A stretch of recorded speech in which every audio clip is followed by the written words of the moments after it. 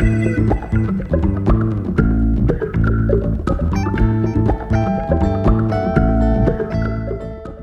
hi, everybody. Dave Pomeroy here with the Nashville Musicians Podcast. Very excited to have a fellow bass player here. Mr. Martin Motnik plays with the band Accept and has had quite a history. And we're going to find out a lot more about Martin starting right now. Hey, Dave. Glad to be here. Thanks so much. Such an honor. Oh, I'm glad to have you here. Oh, you're a legend. So you're absolutely influenced too. So well, I was very fortunate to get to fall into the bass community at a time when the magazines still existed, and, right? And it was just a great community, and we did a lot of stuff with the NAMM show, the all bass orchestra, and I've made some silly records with bass parts doing all the things that other instruments would like to do, and all of that. But I bass was loaded. Absolutely. And I've been very fortunate to get to do a lot of great things in this town, but you've got a really fascinating story. And so we'll start at the beginning. So you're from Germany. What part of Germany did you grow up in? I always say it's like Southwest Germany, about an hour south of Frankfurt. When people have been there, then it's like, mostly it's Americans know it because there's a lot of army bases there. Right. Mannheim, Heidelberg are like cities where there's lots of American military stationed after World War II. Yeah, and my dad was military, so we spent a lot of time in Europe as a kid, and in fact lived in Germany briefly, but I was too young to remember. Right. But yeah, it's fascinating culture. And did you have a musical family? Funny enough, no. So my Me neither. parents, yeah, right. It's so strange. But I have a brother who's 6 years older, who I'm going to reference to a lot because he was always a big influence for me. Yeah. And he's a sound engineer now in Frankfurt. But him and I don't know where we got the bug to make music. He was really early in wanting to learn how to play like organ, keyboards, and but we had like this typical Yamaha organ with two, what do you call it, keyboards and manuals, what do we call it in German, right. and the pedals. And I was very early drawn to strings. So my first guitar was actually a toy guitar when I was like 4 years old. Still this picture of me on my 4th birthday with this little toy guitar. Yeah. Maybe you can splice it in. I'll send it to you. There we go. Yeah. I found a picture of me with a ukulele that it was like, I don't even remember that. Oh, wow. But it's funny how that is when you're a kid. And, we lived in England for the part of the early 60s. So I got a little head start on the Beatles. Right. And I think that might have been the spark. But when you're a kid, there's all these possibilities. You don't know what's going to happen. How did you land with the bass? So I've got my first guitar when I was 8, like a classical guitar. I nagged my parents into finally buying me one. But I was never really good at like sitting down practicing guitars, like too many strings and the chords and all that stuff. I don't want to practice. I just want to play. Exactly. Yeah, that's right. It's the same. And then when I was 10, we had like, I grew up Catholic, so we had first communion, and then you get little money presents from your relatives. And my brother talked me into buying an electric guitar. And his trick was he wanted electric guitar. So he talked me into it. And so he always played it, and I was always mad. But he made up for it when he joined the military a couple of years later. And one of the first monies he got from there, he bought a bass guitar. It was like a Squier Precision copy. Sure. And actually, funny enough, I realized that later it was slightly smaller. So for a while, it was like 1984, 85. There was a Japanese, they were made in Japan back then, the Squiers. Yeah. And they were a little smaller than the actual. And so it was perfect. I was like 12, 13, and I started playing, and I was like, oh my God, he brought that thing home. And I was like, I love this. This is so great. It's like the big strings, one note at a time. Yep. I just, this is for me. And this is from that moment on, I was hooked. So yeah, me too. And I think his thought process was, I want him to be the bass player in my band. And that's why he brought it home. But then he made a shift, and he went for audio engineering, and he's a sound engineer now. Interesting. And he mixes for like all kinds of people, but he also mixed my albums. And so it's great to have somebody who has the ears, and it's a great. And too, and when you're working on something, you get so close to it, it's hard to see where you are. Yeah. And when you can hand it off to somebody whose ears you trust. I have an engineer named Dave Cinco who I've been working with for 35 years or more. And it's just great when you have somebody you can hand something to and they know what you like, but they're hearing it with fresh ears when you're a little too close to it to know sometimes. Exactly. That's my opinion. I admire people who can say they write it, they record it, they mix it, they master it, they release it, and it sounds amazing. That's like 5 different jobs. It is, absolutely. Yeah. So I'm really happy. I try to get it to a point where it sounds good, but then I'm like, okay, now somebody else hand it off. Mm-hmm. Yeah, I think that's an important part of the process. So that was my thing. Music upbringing wise, we don't know where it came from, but like him and I were both doing this professionally, and our parents are cool with it, luckily. So, but that's where that came from. Yeah, it's great when you have that support from your family. I kind of had to earn it a little bit because they weren't expecting me to want to be a musician. But in the end, it worked out. And but I'm curious now. So, like in your teenage years, you're playing in various bands, jumping around from one place to another, following the bands around. Were it mostly rock and roll? Mostly rock and roll, yeah. So that was another thing that was an influence by my brother. He brought home the albums, but then we listened to a lot of, we had music shows on TV and radio, and different radio stations were focused on different styles of music, and my parents would always listen more to like what we call Schlager, which is like more like cheesy music with German language in German language. And I heard it, I was like, oh, this is so cringy. And then my brother would put on Deep Purple or there you go, Iron Maiden, and Deep Purple was one of the first bands I ever saw live. Same here, 1985. Blew me away. Perfect Strangers reunion tour. Yeah, and then a year later, I saw Queen with Freddie Mercury. Yeah, I saw Queen several times. I saw them twice when I was in high school in the 70s, and then I moved to London. Wow. And I saw the day I moved to London, they were playing a free show at Hyde Park. Oh, wow. With like 500,000 people, and I went there. And it was right when Bohemian Rhapsody was taking off and all of that. And then I saw them about 8 months later at Earl's Court in London, the big place, and it was amazing. I loved all those bands. Right. So who were some of your influences on the bass?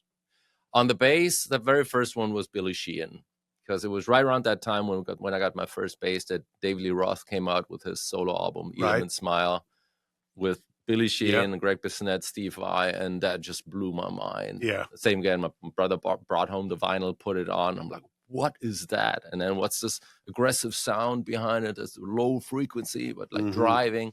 No, that's the bass. I'm like, wow, who is this? And what is this? And Billy is a force of nature. For absolutely. Sure. Billy's definitely a huge influence on a lot of players. Yeah. And, I think not only just the performance, but also the sound. I think he was very, he had a way of making that overdrive sound work and still play the role of the bass part and not just sound like a wannabe guitar. Yeah, exactly. He had a way of separating himself from the guitars in a great way. Who are some of the other players that hit you early on? John Entwistle, The Who, Geddy Lee Rush, Jaco, of course, when I got my first fretless bass, and I dove into that.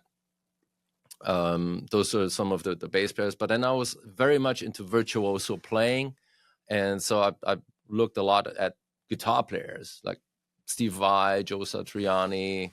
Paul Gilbert is not a big influence. Steve Lukather, right? So, because for a while I called myself a lead bassist, right? And so that was the people that I was trying to emulate playing wise as well. And I have heard the thing that's like, I'm a wannabe guitar player. Why don't you just play real guitar? And I'm like, you don't understand. It's just I'm taking the bass out of its you're expanding it. I mean, to me, I know exactly what you mean, and it's funny because the whole idea of lead bassist like really turns a lot of people off. Right. It's like it's the bass player may be leading the band whether you realize it or not. Exactly. That's what I always say. Like when you really play like traditional bass, where it's how it's supposed to play, you don't notice it until it drops out. Exactly. And when the bass player's wrong, everybody's wrong. That's true. Yeah. But you don't want to underestimate him because he had to fit into so many things because they were such a diverse band. I mean, eclectic. Yeah. Yeah, and I mean, I certainly went through that huge era of seeing Queen a bunch of times and just being fascinated with all they could do with just, three guys and a singer, Right. and I was also big, the Who, Zeppelin, all those bands, that was the era that I grew up in, and I loved them all. And gradually, I just kept going in that direction. And then, I lived in London for a year when I was 20, and I played in a bunch of bands. And then I moved to Nashville because a singer that I'd worked with in Virginia at college had moved here. Mm-hmm. And I really got an education in not playing too much and going the whole other way, the spectrum to minimalism. Right. But to go back to your story, so when did you decide or start coming to the States and decide that maybe you wanted to live here? I've been wanting to live in the States for many years. I was still a teenager, and I was looking at MI in Musicians Institute in Hollywood. Right. And I was like, it'd be great to go there for a year and live there. And by that time, it was like the late 80s. I was very much into hair metal, like Poison, Warrant, Skid Row, maybe. Yeah. And I was like, it'd be great to live in LA and be part of that scene. And then in Germany, we had the Musikmesse, which was the equivalent to the NAMM show, like that music convention that happened. Sure. And so every year in Frankfurt was that thing. And then Musicians Institute had a booth there, and I went there and inquired. So would it be possible as a German to study? Oh yeah, very possible. It'd be great. So I take the brochure, and I took the brochure home and then started reading. So that's great. And then I found this word tuition. And I'm like, what's tuition? And then they were like, it's about it's like $15,000 or something, and then living and this. And I was like, it costs money to go to school? Because it doesn't cost money to go to school in Germany. Right. I have a college degree and sure got a master's in business, and it doesn't cost anything. Education is a right, and it's something for the people. What a concept, right? And that's a completely different. But that's what I grew up with, and so I was like, yeah, that's not gonna happen. And so it was just kind of like a pipe dream to ever go into the States. And then so I kind of hinted at that already, because you said like you had to earn your parents' approval, so to speak. It was the same for me. So I didn't dive into the music career right away. When I was done with high school, first I started working at a bank, and I only did that because I'd be done working at 4:00 in the afternoon, and then I'd have time for rehearsals and be with a band. Right. And they actually paid really good compared to other jobs. So I started doing that, but then that got kind of boring. And then at one point, my manager came to me. I did it for 4 years. My manager came to me and said, well, I signed you up for a management program, so you'd be really good. And like with 27, you'd be managing your first branch yourself. And that was the time when I knew I have to quit. So I was like, I can't do that. Yeah. Because I always had other bands. I had my first original band that fell apart, and I had a second band, and we started to get some traction here and there.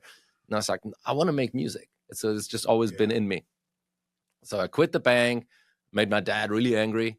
And then I signed up to go to college. So we had a university in Mannheim. So I signed up. I was like, how is it going to do? And I already had a little bit of knowledge about the finance world. So I was like, let me go for business. It can always be useful to know that. Yes. But it were pretty flexible hours. And so I was always able to go play gigs and rehearse, or like studio sessions, that kind of stuff. But I was never really able to get the foot in the door, neither in my hometown. And then later I moved to Munich, where I thought a bigger city would be better for me to like have more opportunities, more studios. Munich sound was like for a while really hip. But Munich is really cliquey. So to get in there is really hard. And I think every city is. I mean, it's like a code that nobody's told you that you got to figure out for yourself if you can. Right. And some places are definitely more harder than others. And then that was Munich. And so I was there for 5 years. And then at one point I was like, this is not going anywhere here. I need to move to a different city. So I thought of Berlin, Hamburg, or Los Angeles. And I was like, why not just give it a try now? If not now, when then? Right. And so I went. It was 2008, beginning of 2008. And I was like, let me just go. A couple of years before, I had made a solo album with Greg Bissonette on drums, and he was really helpful. He said, if you ever come to LA, I'll get you in touch with names, and I'll maybe get you get you some work. So you weren't going in completely cold. I wasn't in completely cold, Yeah. no. And how did you end up making a record with a drummer like Greg Bissonette, who, for those who don't know, he's Ringo's drummer, which says a lot, but also played on many, many other great projects. Did you do that in Germany? Yeah. So that was 2005. I was still living in Munich, and that was part of the plan of expanding my name, getting my name a little bit more out there as a bass player. So I thought, let's make a solo album where I can show what I'm capable of doing, kind of like a Audible business card. Yeah. And but I wanted to basically show everything, like swing my, can I curse here? Yeah. And Big Johnson around. Yeah, that's right. Yeah. and so I put like everything, all the tapping, slapping, and chords and everything, and really showed off what you can do on a bass. And while I was doing that, I was browsing the internet, and I got on Greg Bissonette's website, and it said, hire Greg for your CD. And I was like, well, that's never going to happen, but hey, why not? I mean, just try. So I sent him an email. And because the first David Lee Roth album was such a great influence for me, I was like, man, having the same drummer as Billy Sheehan, my big idol, that'd be just mind-blowing. It's never going to happen. And then like 2 days later, he writes back. I sent him a couple of demos. Of course, this is what I'm working on. And he's like, hey, Martin. Of course, it's written, but I have to emulate his voice a little. Yeah. You know, he's the voiceover for Winnie the Pooh, right? I did not know that. Yeah, he does. Yeah. He's got a really unique voice, a great guy. And so basically he wrote me, hey, Martin, I would love to play on it. Checked it out. And then he sent me his rates. And I was like, well, it's not cheap, but I could swing it and I think it'd be worth it.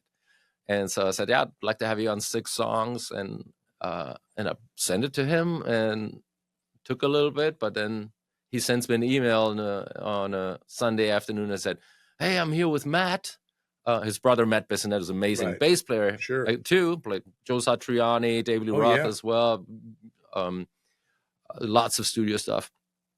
Last gig he had was with Elton John.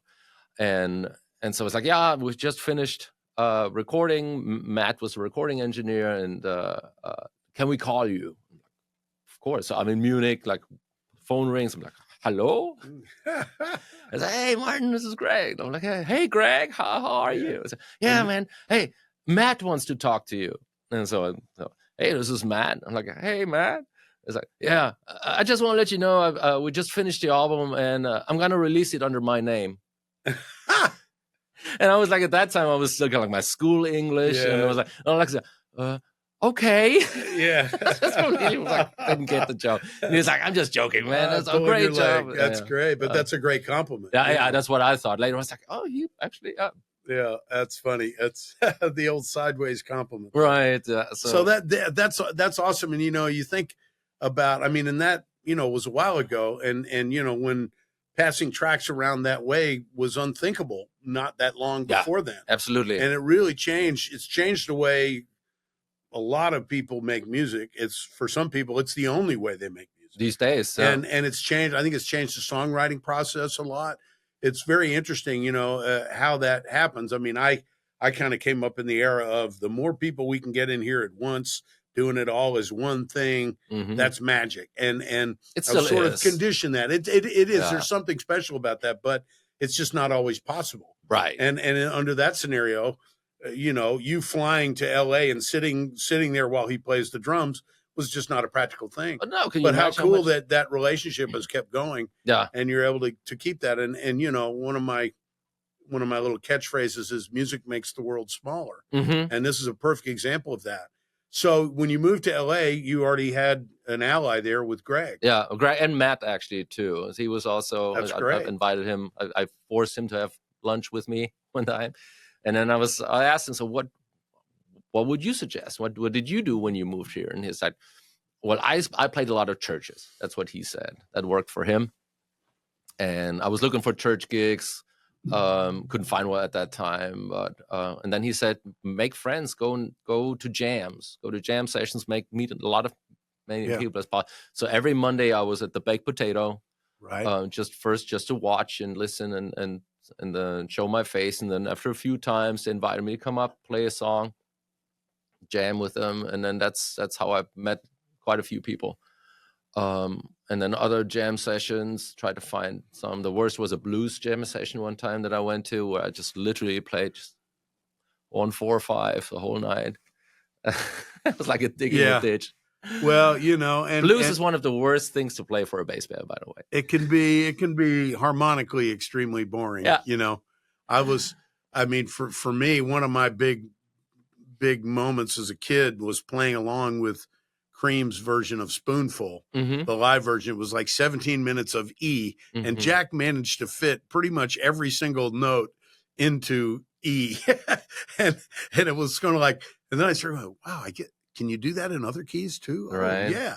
And so, but I know what you mean. And especially, like in the traditional role of the bass player, it's like if a bass player gets a blues solo, you're very lucky, because most of the time no one even thinks of giving you a solo. That's exactly what happened there. There were four guitar players on stage, me and the drummer and me.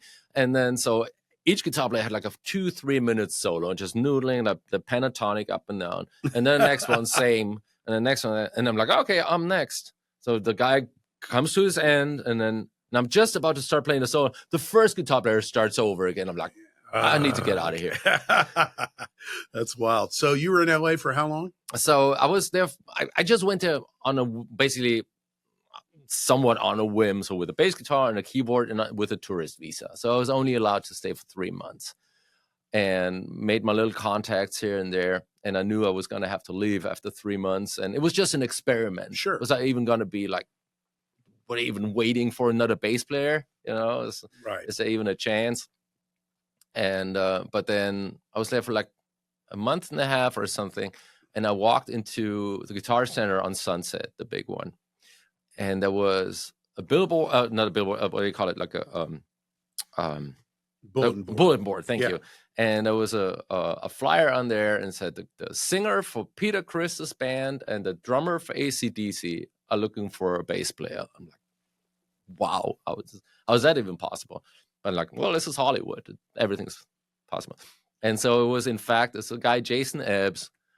He was in the band for Peter Criss when he was doing his solo stuff, singing guitar player. And he had a project with his wife, Janaea, who was a good background singer for Sheryl Crow, for instance. And they had a band with Chris Slade, who was the drummer for Manfred Mann, Tom Jones. And then later AC/DC, and then after his first stint with AC/DC ended, he was living in LA, and they got together, and then I was like, let me check that out. And so I went there, and it was really those guys, and they had the original project somewhere in the Hollywood Hills was their house where Jason and Janaea lived, and I started playing with them, and they were like, yeah, this is great, this feels great. And Chris Slater, I'm like, man, I know you from the Thunderstruck video, and it's a legend. And so this is how I basically got my first band. Right. And we didn't make any money yet, and nothing, but it was like, this could be like my starting point, the stepping stone. And so that basically answered the question, am I coming back when I go back to Germany, which I had to do. Right. And so that made the decision. So I had to go back. Luckily, I had a job at a music store in Munich. They said, if you come back, you'll always have a place to work, which was super cool. Yeah. And so they allowed me to come back, make some more money. Then I had a tour lined up still with the band I was playing in Germany. We did that tour, opening for Graham Bonnet, which was also cool because the band was from San Diego. So I made more contacts in the United States, even though touring there. And then when that was over, I went back to United States for a second time. And then I had another 3 months again, kind of being able to make more contacts, still not officially working, but like just planting the seeds. And I was like, okay, how can I do this? And that's when I started thinking, okay, how am I going to? Because I always wanted to make it like do the right way with immigration and everything. Sure. And so I was like, okay, I need to find a way to get a visa. And I looked at different options, that kind of stuff. And it was a week until I had to leave the country again. My second 3 months were up. Right. And I get a get a message from a German bass player friend of mine, Lars Lehmann. I don't know if you know him, but he had a magazine in Germany, Bassprofessor. Okay. But he was also a very busy bass player, and he was in the German version of the band for Uli John Roth, the guitar player of the Scorpions, who was in the Scorpions from the 70s. And so Lars knew I was in the United States because he had written a write-up about my solo album. Right. And so he knew about my plans. And he said, Uli John Roth needs a bass player for his American tour. His actual bass player can't do it.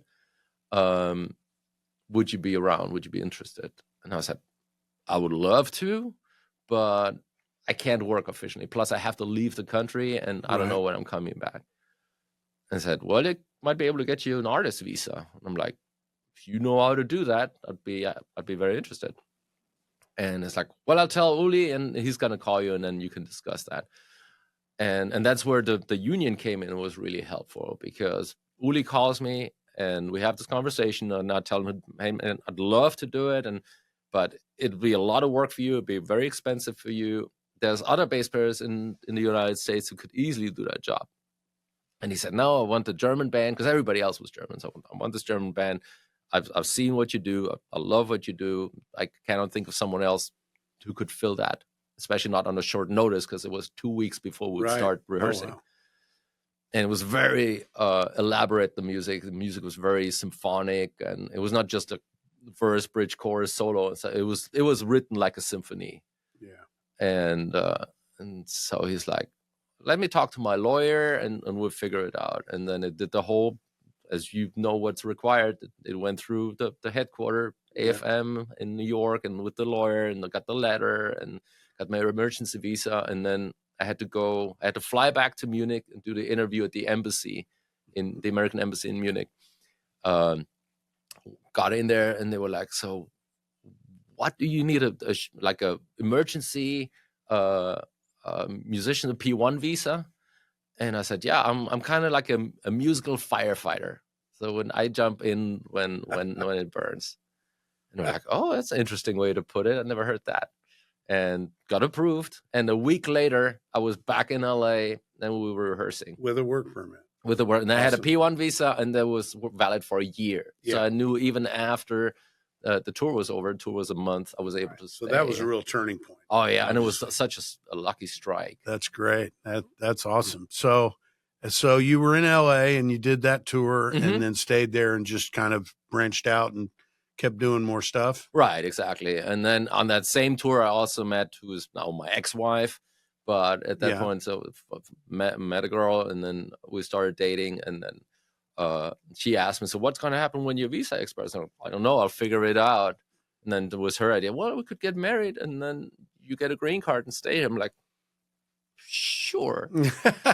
So it was one of those marriage green cards, but that was not the purpose. It was a real relationship, and it lasted for 6 years until it didn't work out anymore, and then that's the past. But now you're here, and now I'm here, and that's awesome. And now I'm a citizen. So yeah, that's great. And you know, it's exciting to hear your stories and you know, help break that stereotype that Nashville's just nothing but a bunch of hillbillies. That there's all kinds of great music here.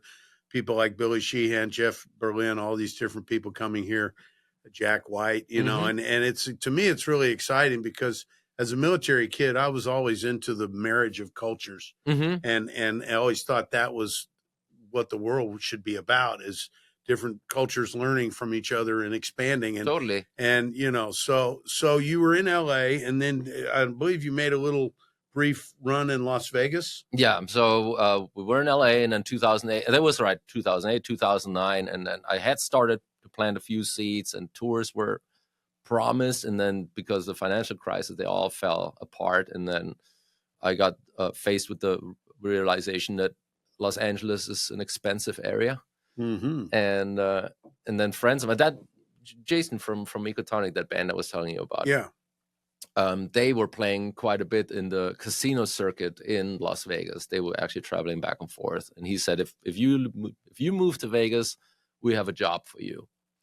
And that was basically the decision. Vegas was much cheaper than LA, and was also interesting. I've visited there before. It's like, yeah, that'd be an interesting place to live as well. Certainly plenty of performances going on all over town all Right, the time. exactly, yeah. And plus, you're not too far from LA if something did open up back there. And that was exactly the thought, too. Yeah. It's like a 5-hour drive, and I was in LA a lot. And so I moved to Vegas, and I was in Vegas actually for a total of 6 years, playing mostly the casino circuit. I did some recording stuff. But the recording stuff was very early for me, doing online and doing it from home, based on my experience with my first album and with Greg. And got that website, studiobassist.com. I was able to secure. Yeah, I was going to say, that's a pretty good domain website name, right? handle. Good work on that. Yeah, so I've done quite a few recordings. I feel like over 1,000 tracks that I played on. Is almost 300 is on my current Spotify playlist, where I list all the songs that I played on releases. And so that's really good. So I work a lot from home or from the road as well. Right. But so I did Vegas for 6 years until that kind of dried up. Then they had an audition. Carnival Cruise Line held an audition in Vegas for cruise ship musicians. And I was like, oh, let me give that a try, just to see what it is. And then they offered me a gig on a ship out of Australia. So, and I've never been to Australia. And they said, oh, gonna go to Fiji and Tahiti and Bora Bora. And I'm like, oh, it's almost too good to pass it on. Yeah. And I've never been to any of those places. Right. I would have never been. But that just happened to be on that itinerary. And I was like, come on, I can do it for 6 months. Whether you go on a tour for 6 months or be on a ship for 6 months, basically the same thing. Yeah. And so I did that, and then kind of got stuck in the cruise ship circle and did that for 4 years, became music director and manager.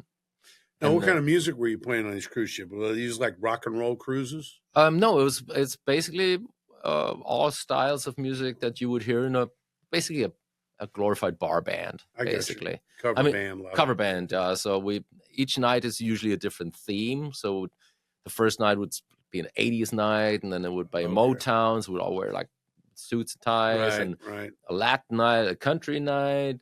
So I was exposed to lots of different styles. Even in the afternoons, sometimes played like a jazz matinee. And so it really honed me as a even more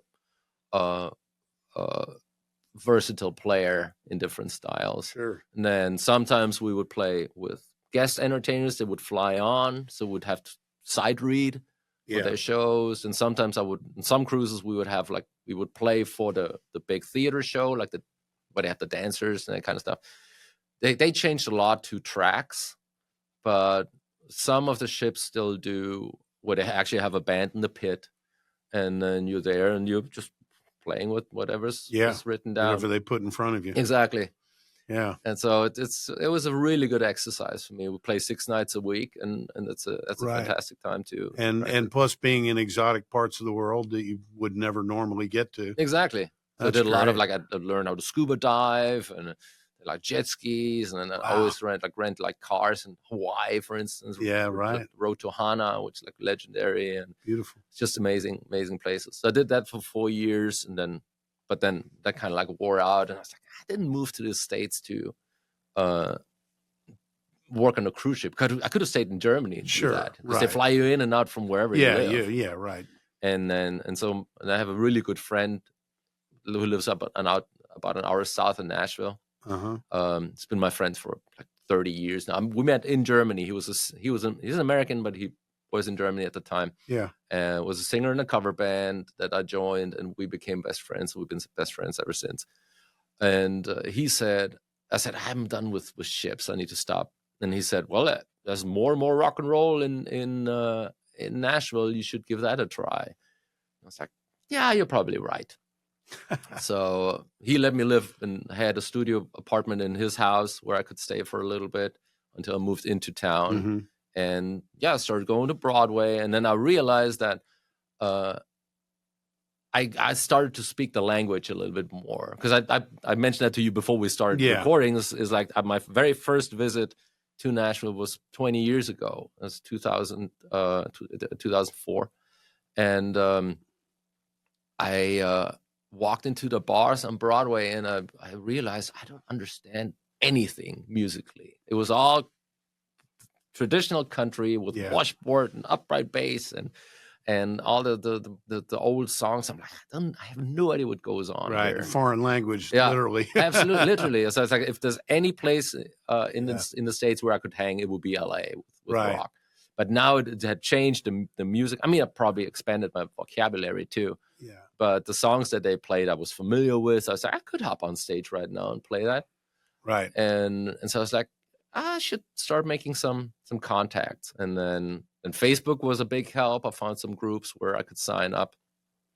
And yeah, I was in town for like, I don't know, 3 months or so, and I started playing my first Broadway gigs on Kid Rocks.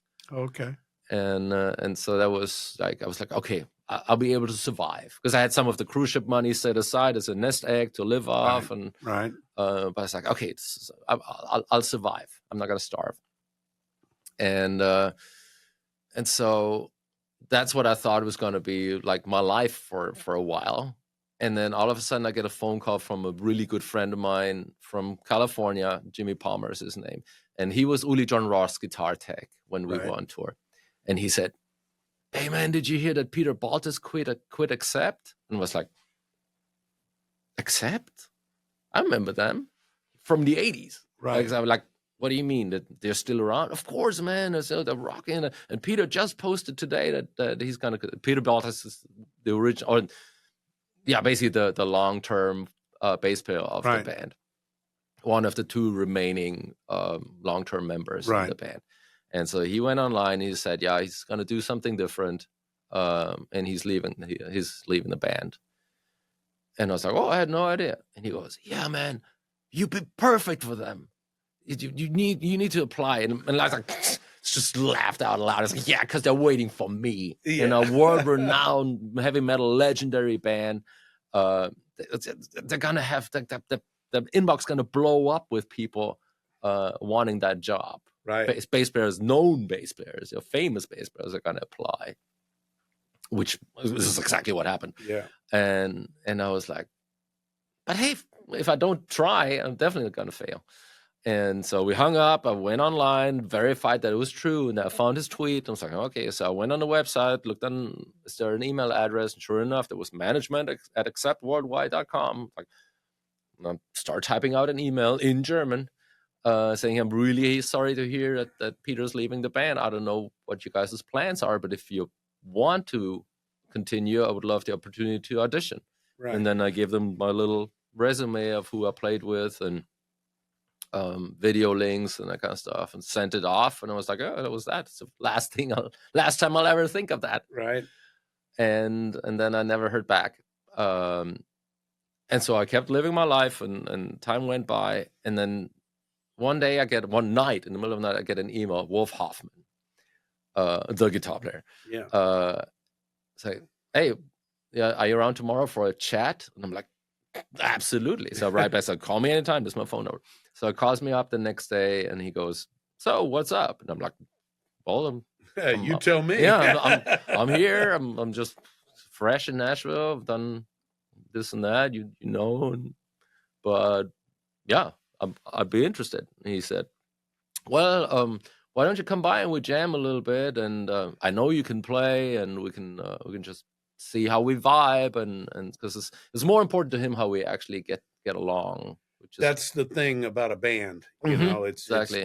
It's not just the music; it's the hang. Exactly. Because you're spending lots and lots of time together, and you have to be able to get along. I mean, and exactly. It can be, it's a very delicate balance that I think it's hard for people who, you know, are fans and watch bands. They don't always understand all the backstories and all the soap opera stuff that can go on, and how bad it can get. And yet you still got to go out on stage and do the gig, even though you've been arguing all day. Right. So yeah, that part of the vibe, I used, when I would describe it, I'd call it the hang factor. Yeah, absolutely. It's they want to be people they want to hang around with that happen to be great musicians. Right. But if you're a great musician and you're not a good hang, it's much harder to get and keep a gig. Right. And that's, I think, the people skill part of it is really important. Yeah. So you guys hit it off right away? Yeah, and the good thing was I didn't really know much about the band. Honestly, I've kind of like, as I said, legends when I grew up. They were one of the two big German bands, obviously. There was the Scorpions and there was Accept. Right. And but I couldn't really stand the singer's voice, Udo, at the back the original singer. I was a little too raspy. I was more into melodic singing, a little bit more the wah! And so it didn't really resonate with me from the vocal side, but I loved the music, definitely admired Wolf's playing.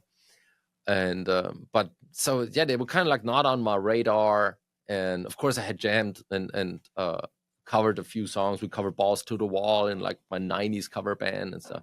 Right. But I was so we had this phone call on Friday, and I was gonna go meet up with him at his house on Saturday. So Friday night, of course, I sat down and like, how does Balls to the Wall go again? So, and then Metal Heart, to just have like a couple of songs that I could pull out. And because he was like, we're just gonna jam, but I wanted to show, okay, at least I know what band we're talking about. Yeah, exactly. And show up prepared. Right. And so I show up, I go up there, and there he's standing. And I'm like, hey, dude. So it was kind of like same height. And it was more just two people just getting to know each other, two Germans. And he's here? Does he live here? Yeah, it's in Old Hickory, Hermitage, that area. Interesting. And I think that he was actually is one of the reasons why there is rock and roll in Nashville now, because he was one of the first ones who moved to Nashville before, like in the mid-90s. Right. And after him came Michael Wagner, famous rock producer. Right. Because Michael was actually, with Udo Dirkschneider, the original founder of what became Accept in the late 60s. That was called Band X. It was Michael Wagner and Udo Dirkschneider. And then that evolved into Accept in the mid-70s. Then Michael at that time was a guitar player, but then he stepped away and became a producer and an engineer. Very successful producer. Yeah. And kind of, Metallica, White Lion, Skid Row, tons of stuff. And then he also mixed Balls to the Wall, like the gold record winning album for Accept, and Metal Heart. And so Wolf had moved out to Mount Juliet in the 90s when there was nothing there. It was just cow pasture. Bought a farm.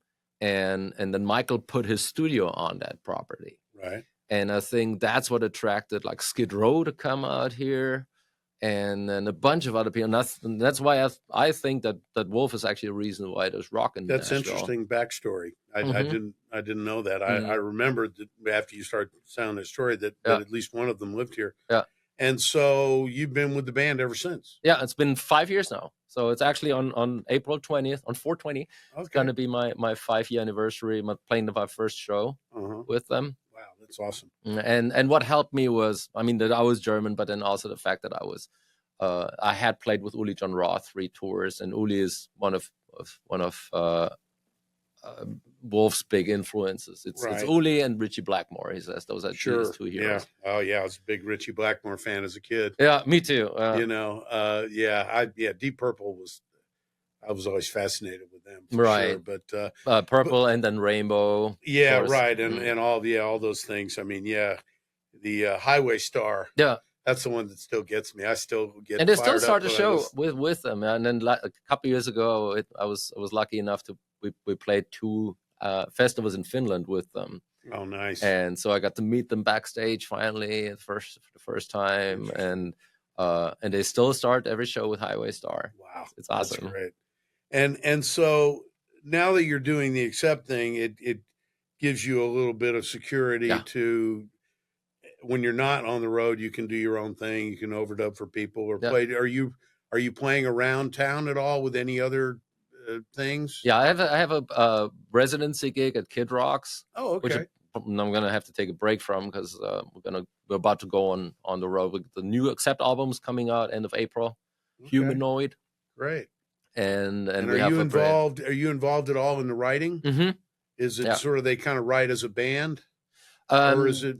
How does it, different songs have different origins? Yeah. So Wolf always opens the door. And that was a great thing that I learned with the last album too, is that he's very open-minded for ideas. He actually wants to spread the load on the different band members. Because in the past, it's happened that I was in bands that I had joined that were already established, and I've always wanted to be involved in the songwriting process, but they already had like the way of doing it. I don't know if they were like afraid of losing out on money or whatever. Yeah, and there's that fine line too, where and it happens. We hear about it a lot, where you're really involved in the arrangement and the structure of the song, and then the album comes out, and maybe you think you've got a writer's credit, and you realize that, no, you didn't, and that's the kind of thing that can split a band and put a bit of it when there's a separation. I always liked it when, like in the couple of bands that I've had, we would spread it around, and just, it wasn't that anybody was ever excluded. It's just, hey, you weren't here that day and we came up with this. Right. But there was always an attempt to anybody that wanted to add something. And if it was, okay, man, you're a co-writer. Right. There used to be an old line in Nashville where they'd say, add a word, get a third. Nice. I don't think that's as true now as it was. Yeah. But to get into a little bit of bass nerd business here. So in the certain areas of metal music and certain bands, the bass player kind of got negated to some degree, either in the mix, or you just have to pretty much play what the guitar is playing down an octave, as opposed to part of it is sound, but part of it is the rhythms and the parts that you're playing. Right. I do definitely see the role of the bass, especially in that style of music and heavy metal, being a supportive role. I tend more towards the drums than the guitar. Yeah. Because I really want to lock in super tight with the drums. Because if they have that foundation, then they can build on top of that. Right. That's why I go by. My contribution for the new album was actually more lyrically. I wrote the lyrics for the current single, The Reckoning. There was actually a lyric idea that I had, and I presented it to Wolf, and he wrote the music on it. That's great. So that's amazing. Wolf actually complains a little bit that nobody is presenting, or that we're not presenting more ideas, and everything's like on his shoulders. Right. He really encourages it, but I really like that approach, because you can always say no, but a good song is a good song. Yep, that's right. Rather than a band going, yeah, no, you know what, we got this. You don't have to write. It's like, you're missing out on a potential hit. Absolutely. No, I think that part of collaboration is so important. Right. And having an open atmosphere where it's okay to, hey, like one of the things I had to learn as a studio musician was I started out with producers and writers and artists that made it very clear that it was an open floor. And if you had an idea, hey, can we try this? And if your idea didn't get accepted, you didn't get your feelings hurt. You just say, okay, I was just throwing it out there. Right. And then as I started doing more work and more mainstream work with more producers that were more traditional in the sense of, I'm in charge. If you've got an idea, bring it to me. Right.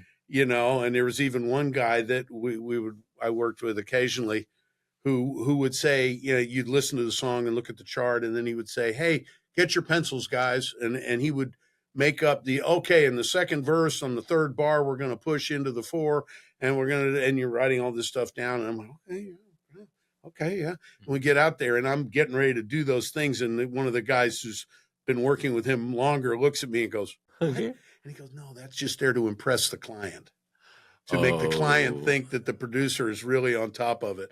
And it was just like, oh my gosh, are we playing games or are we making music? Right. And it kind of, and I was also in situations where hey, what do you think we could? And it'd be like, dude, you're just play bass and shut up. Don't have any ideas. And I had to learn how to play that game. Right. And it was kind of disillusioning in a way, but yet it was like, okay, be aware that every situation you walk into, especially in the session world, is different. And the power structure of the same guys you worked with the day before may be completely different because of who's in the control room. Right. And being able to adapt to that was the big lesson for me.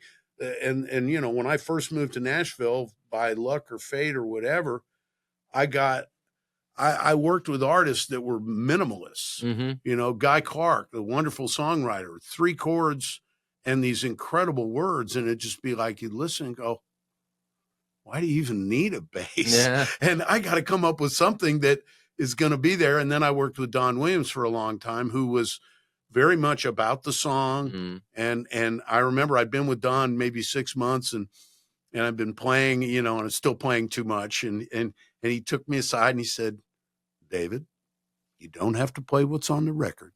Just don't throw me off when I'm singing. And it was like, okay, I can be creative. Just don't be stupid and listen to what's going on. And I was fortunate to have those kind of lessons, because I came here ready to set the world on fire with bass solos. Right. And ended up having to do all that on my own time and my own dime. Right. But that's what me, solo albums are for. And that's what I learned with my albums. It's like, nobody's going to hire me as a bass player based on that solo album. But you learned a lot doing it. Same thing for me. Is just, I always liked playing live and, playing in clubs. And there would be some of the session guys go, man, what you play those gigs for? It's like, if I got to tell you, you don't understand. But it's just that moment where you learn something that you never would have learned in any other circumstance. Right. And then a week later in the studio, somebody goes, hey, man, let's do something weird here. It's like, oh, hey, I got this idea. I got a stone that I rub on the strings and run it through this flanger, and like it sounds. You want it to sound like a flying saucer? Yeah, I can do that. And it'd be like, if I hadn't have been doing these weird gigs, I never would have done that. So I think it's really healthy as a musician to do those side projects, because you get your yayas out for one, and you're not sitting there going, man, I wish I could do something more fun than this. Right. That's my Kid Rock's gig. I'm really thankful for being able to do it, even though sometimes you're like, I'm just moving wallpaper here. And but I see it as I rehearse, I practice 3 hours a day. That's how I look at it. And then we have this amazing multi-instrumentalist Tyson Leslie in a band who plays. Oh yeah, Tyson's great. Right, so he plays keyboard with one hand, guitar in the other, sings, and knows all these songs, and he's an interesting cat. I don't know him real well, but he travels in some very interesting circles for sure. Absolutely, he keeps running into his heroes. And that's a great feeling. I mean, to be able to adjust to all these different situations, and I feel like, musicians of today, of this era, you got to be ready for anything. And I think your story is really compelling, and you just followed your heart, and tried things that didn't necessarily make sense on paper, but made you who you are. That's a good way to put it. I think that's really important. I mean, I say that when I talk to kids in schools and stuff about the music business. I say, listen to your heart, your gut, your inner voice, God, whatever you want to call it. Listen to that inner voice, and because if you stop listening, it may stop talking. For me, a real turning point was getting an electric upright bass based on my super fandom of Eberhard Weber. Oh yeah, the German bass player who, when I lived in London, I was already aware of him, and I'd heard a couple of his early records. But I saw him play in London in '76 when I was living there, and he's fronting a band playing this weird stand-up electric bass with, grand piano, saxophone, and drums. And I was just captivated by that sound, because at the time everybody was into Jaco, and I was too. But, Jaco was always playing very high, very busy, whereas Eberhard would play these long, beautiful, lazy trombone kind of notes, as well as the fast stuff. And so a few years later, in the back of Guitar Player magazine, before there was Bass Player magazine, I saw a picture of this electric upright that this guy, Harry Fleischman, had built.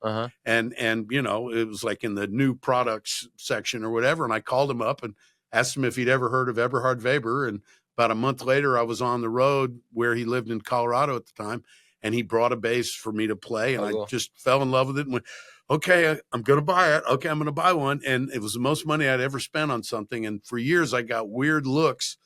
And then I played it on a couple of hit records and did a couple of big slides. And all of a sudden, everybody thought I invented fretless bass. Right. Like, no, I didn't.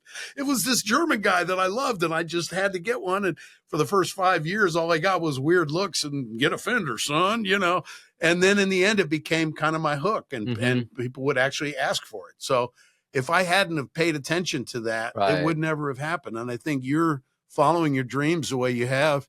And moving to Nashville and finding out that the leader of Accept is living a German here, band, right? I had to. That's my joke always. It's like I had to move to the United States to join a German band.